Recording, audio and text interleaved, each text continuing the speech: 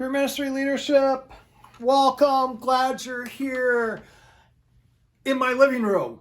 Find a place to sit. We'll get you some coffee, some tea. We'll bring out some cookies after a bit and go from there. I get to tell you a little bit about what peer ministry leadership is, and certainly tell you how to use it, where it came from, how to get started, kind of all those beginning questions, if you would. My name is Lyle Greiner. I'm the National Director of Peer Ministry Leadership. I have been doing this for a number of years, first through Augsburg Youth and Family Institute, and then the Youth and Family Institute, and for the last 11 years it's kind of a standalone organization. Here's the deal. Peer ministry leadership, if I have to sum it up in just a few words, I would tell you that it's really the Good Samaritan story. But instead of just preaching and teaching it, we put actual skills to it so that you can live it and be a part of it. Where did this all begin? It began with a school counselor, Palo Alto, California. Her name, Barbara Varenhorst. And as Barbara tells her story, she says, I used to ask my students, who do you go to when there's something going on in your life, or that you recognize stresses or concerns in other people's lives? Her observation, nobody ever said you, Barbara. They almost always talked about being a friend that they first confided in, that they talked to, that they listened to. So her premise was, why am I not giving skills to students so that they know how to help and who to turn to when things are really serious? That became a statewide initiative. They originally called it peer counseling. She said later on I wouldn't have used the counseling word, but took off then across the country as peer helpers, natural helpers, peer mediation, kind of all those terms stemming from her original work. Churches started to come to Barbara and saying, would you work with us? And so she began what she called peer ministry, and put some biblical pieces to it and some prayer pieces to it. Me, Twin Cities youth ministry guy for a lot of years. People would bring Barbara to town. I'd go to her stuff. I obviously am biased, but I fell in love with where it was taking us and taking my students. So Barbara now is I got to visit her out in the San Francisco Bay Area. She's in a nursing home, and after a number of strokes in her 90s, is not able to talk a whole lot, but just a word or two from time to time. But she still lives knowing, and we get to share the stories with her of all the kids that she's affected all across the country, both in schools and churches. She's somebody that truly has made a significant difference in the lives of a lot of people. If I sum up peer ministry, what we do in 3 words, I would say it's relationships. It's about connections of faith and life, right? It's about skills. That's probably what we're known the best for, is putting actual skills to this. And love, that the motivation is the fact that God loves us and so much, and that we love because Christ first loved us. I was sitting with Brian McLaren. We were having lunch in Florida one time, and Brian says, here's what you do. He said that's incredibly unique. He says, first of all, love, that has to be the foundation of everything that we do from the church. He said, that's the main message. We have to keep making the main thing the main thing. He said, the problem is, we very seldom give people the skills for it. And he described it this way. He says, it's like we go to this yoga class. We get to the yoga class, and there's no mats and there's no exercises. We sit in straight rows. Somebody talks about the great benefits of yoga, and we listen to that. We sing songs about the upward cobra and the downward dog, but we never do yoga. We leave feeling inspired and thinking yoga is a cool thing. He said, and you get it already. He said, that's too much of what the church is like. He says, we give people a lot of inspiration, but we very seldom give them the actual skills of knowing how to love every neighbor. And he said, that's what we get to do. That's what you get to do in peer ministry leadership. And so left feeling pretty good about that conversation, obviously. Youth when I talk to youth and I get to volunteer at a church, I say, you guys do far more youth ministry than I do. Or any of our pastors or any of our staff. And what I mean by that is you're just far more aware of all the things that are going on. You're with far more youth than I'll ever be with, that will ever come to my church. And so you know the stresses that are going on. You know the changes and choices and challenges that they're facing. You know the great joys. But you really are the very front lines of ministry, because you're there and you're with them, and we need to equip you and celebrate that. That's so important in your life. I was talking with a group of kids one time. They'd been trained in peer ministry, and I asked them, how are you using these skills? How are these practical? What are some of the issues and concerns that you're coming across? Like every good group of kids that I really didn't know that well, they were kind of silent for a little bit. I kept pushing. I asked several different ways. And finally, one girl, she raises her hand. She goes, I don't know if this counts. She says, I went out with a friend the other night. Her parents are split up. I think they're getting a divorce. And I thought it'd just be good to go out and hang out with her. And I looked, and I was like, oh my gosh, it counts. That's it. It's being there for people. It's caring for people in the midst of everyday stuff. One by one, all the students had something. There's this kid in my math class that nobody talks to, but I always try to talk to him. There's these 3 girls that sit in the lunchroom, and they're just kind of this little group, but they're very shy. But every once in a while, I join them, and we have this cool conversation. And there are all these things that they had never, ever connected to their faith. I think that's one of the things that we get to do, is connect everyday life, everyday situations to faith, and just to help kids do that better. If you train some students in peer ministry, what are you going to do with them? We're going to have some in-house uses, and those are using those skills within your programs, within your church, right? And that might be because they're such good relational kids. They have some skills. They make fantastic small group facilitators. In my church, we say candle groups or campfire groups, sitting kind of around a candle in a dim space and having incredible conversations. You might use some of your students to do one-on-one conversations, maybe with all your 8th graders who will be incoming freshmen. I'll just make up numbers. Maybe they meet 4 times a year throughout the year with individually with students, so that they know somebody and are well connected through their 8th grade year. And during stressful times, thinking about COVID again, just to give kids opportunities for intentional conversations where they can talk about all kinds of things, but certainly the stresses that they're experiencing in the midst of. Maybe they are students that you connect when there's new member kids that you just need somebody to interpret and introduce people to.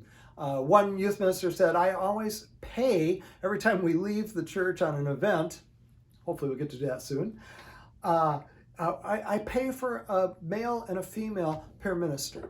And they circle up everybody before we leave. They share some things about the group, about the event.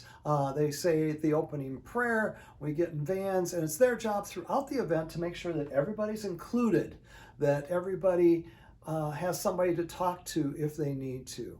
And they are the peer ministers for that group. They become part of that staff. If you have in-house uses, I just like saying it, you have to have outhouse uses, right? And outhouse ministry, how cool is that? But that's those everyday, everywhere, every relationship uses where your kids are in band, they're in soccer, they're in all those places where usually we get really frustrated because it means they can't be at the church. But how cool that they're there. And for us to flip that mentality and say, I'm so glad you're there. How can we support you? How are the relationships going? What are you concerned about for your friends on that team? And it becomes those outhouse uses, if you would. Well, if we were together, we'd do an exercise. And I'd have you split up in pairs in a minute here.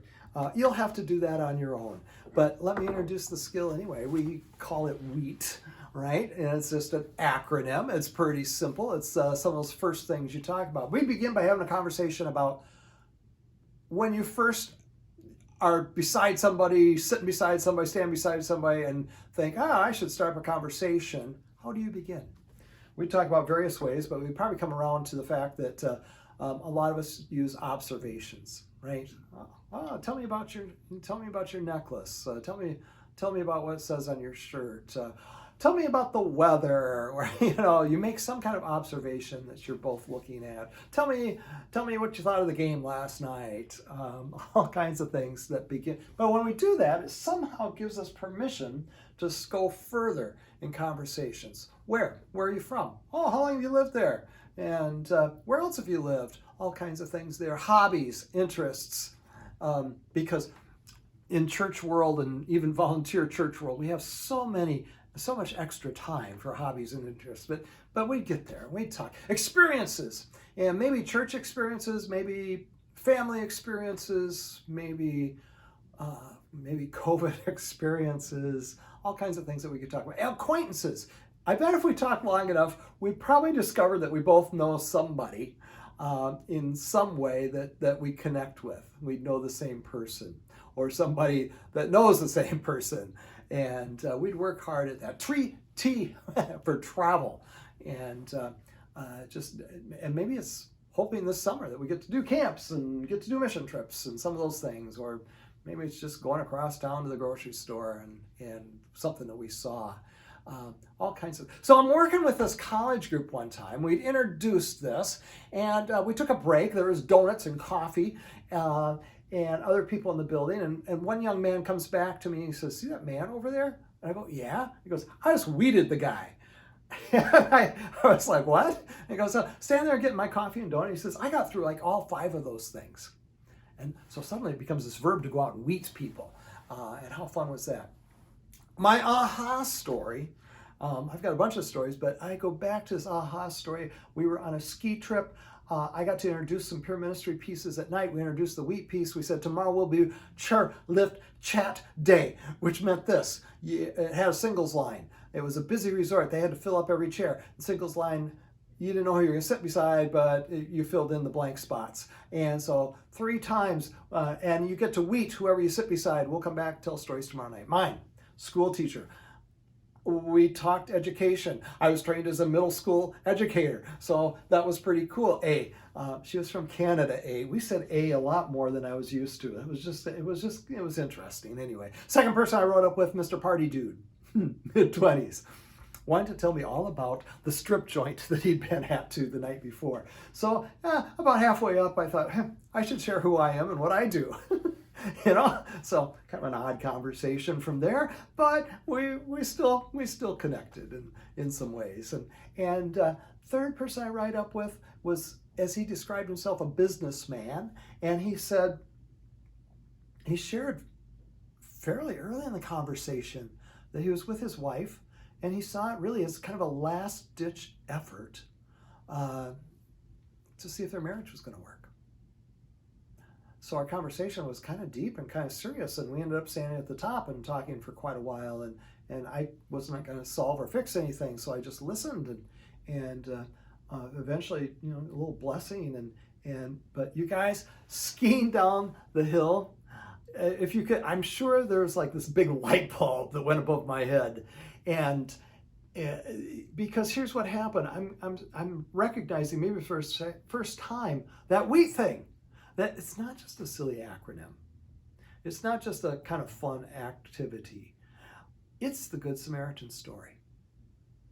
It's saying hi and seeing where God takes that conversation. And I can almost guarantee if you start to use this, will put you in situations where you go, it is about God. I want to encourage you, since we can't split up here, I want to encourage you the next few days to use the wheat skill very intentionally. Even if you're really good at starting up conversations, use the wheat acronym. And no points off if you skip a letter or do it backwards, but use the wheat experience. And then I hope you turn around and teach it to some kids. By the way, go to the website, peerministry.org, go to the store. You'll find a free sheet that you can download and cut up into little wheat cards and use with your group to introduce it. But peer ministry you use because you want to teach skills. And one of the things I've learned about peer ministry is you cannot teach it from a manual. Kids always know that you're teaching from a manual. We give you a manual and you're going to use it, but you have to teach it from your life. And you have to teach it from some of your experiences. We work with high school kids. We do a lot of working with groups of high school kids, but we really want to work with the adults because we want them to be able to continue it and do the next trainings. So it's even though the kids are there, it's really kind of a trainer's experience. We work with middle school kids, a piece called the Everyday Samaritan, helping a friend, making a friend, walking beside a friend. 5 different sessions fits beautifully into a curriculum or a confirmation or a retreat setting. I will say this, middle school kids are so hungry to figure out relationships. Without these kind of skills, they're kind of left to a lot of drama, a lot of gossip, because something happens and what do you do with it? You got to tell other people about it. But if you have some skills, then you know how to care for those just friends, even in those early years. Campus ministry, a number of campus ministries we help get started and utilize on campus. Adults, through the years, we've been doing peer ministry training leaderships, and almost always somebody would come up and say, oh, this should be for adults. And so we created this, and I can say this, we've been doing a lot of these, and adults they're surprising to me because they often come up and say, why didn't we learn this earlier? Or maybe I learned some, relational kind of skills in my business, but I never connected it to my faith. So it's a great experience. Families, we're working with David Lynn. If you remember, if you're old enough to remember Youth Specialties days when they had talk sheets as one of their main resources, every church in the world had those. David Lynn was the writer for those, but his heart and passion is with family ministry and giving families the resources, but also equipping them with the skills and the training and the support to be able to make the living room their altar, to be able to make the table, the family table, the place where God is present, and they get to talk and they get to share in rituals and traditions, and they get to share in spiritual practices. Very cool stuff. If you want to see any of his resources, take a look at the website, but let me know. I will just send it to you, and you can preview some of that stuff. Amazing, good stuff. Right now, what we're doing mostly is training adult facilitators, certification training, and over several weeks, about 2 hours a week, giving people the skills to not only train their own participants, possibly on Zoom or in person, but walking through and challenging them with the skills and coming back and talking about those skills and working with them. So we do that for a number of different things. Take a look on the website, again, peerministry.org. This has been the infomercial. So I appreciate you taking a look at that. This is what we do. This is how we survive and pass things along. Youth are either leading or they are leaving. I don't know if I said it first. I certainly have gotten the reward for saying it, the award for saying it the most times. And here's the deal. I truly believe this. The youth that stay involved are kids that figure out that they're needed. Every kid needs to, in the church, whether they're active or not, needs to hear at least twice a year the words, "We need you." And it might be for a program or a Sunday school or but it might be just for a one-night thing. Make a list of your kids. How do you need them? How do you need them? How do you need them? And make a list of all the things that you can need kids for. Peer ministry is one of those. And I think is a significant one because I think every kid has a friend. Some have a lot of friends, but everybody has maybe a friend that they are concerned about, that they want to know how to care and how to listen and how to be effective in their lives. take a look at it and encourage your kids. They come when there is meaning and purpose attached to things. peerministry.org website, take a look. peermin@peerministry.org. Email me. At the bottom of any web page, there's a place to respond or send a note. Or if you're in a workshop that gets to be followed up personally, let me know. We'll hang out and chat a little bit. I think it's time for cookies and some snacks, if you would. Maybe popcorn, I don't know. But help yourself, you guys. Thanks for tuning in.